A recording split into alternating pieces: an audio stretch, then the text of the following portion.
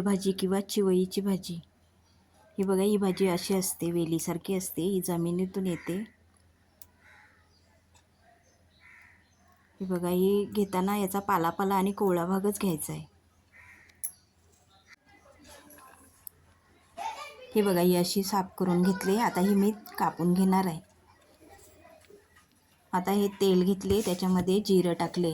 या भाजीचे खूप म्हणजे खूपच फायदे आहेत. त्याच्यामध्ये ओमेगा 3 ॲसिड असते, याच्यामुळे पचनशक्ती मजबूत होते. आता मी ही बघा मिरची टाकली आणि मिरची आणि लसूण आहे.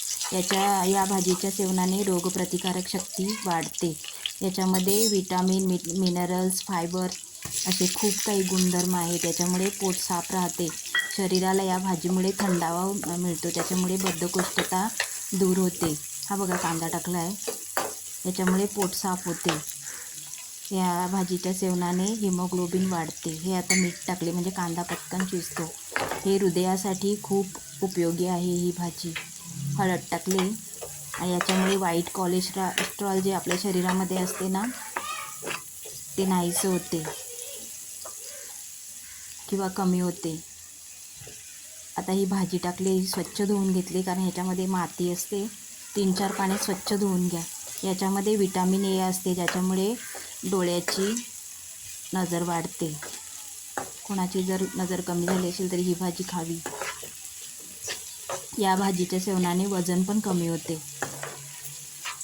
खूप म्हणजे खूपच गुणधर्म असलेली ही भाजी आहे आणि एकदम स्वस्त मिळते. ही 10 रुपयाची आहे फक्त भाजी. थोडीशी याची बुळबुळीत आणि आंबटसर चव असते. हे बघा, झाकण दिले.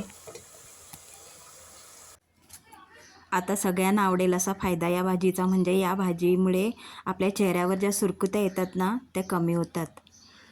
आता बघा, मी गरम मसाला, ओलं खोबरं टाकले आणि कोथिंबीर टाकली. हे बघा, सगळं हे मिक्स करून घ्यायचं आहे.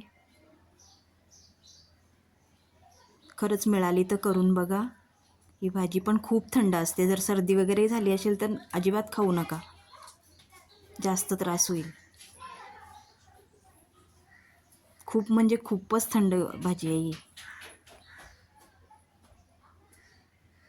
आणि आता थोडी थंडी पण चालू आहे, त्याच्यामुळे रेसिपी आवडली तर चॅनलला सबस्क्राईब, लाईक, शेअर आणि कमेंट करा.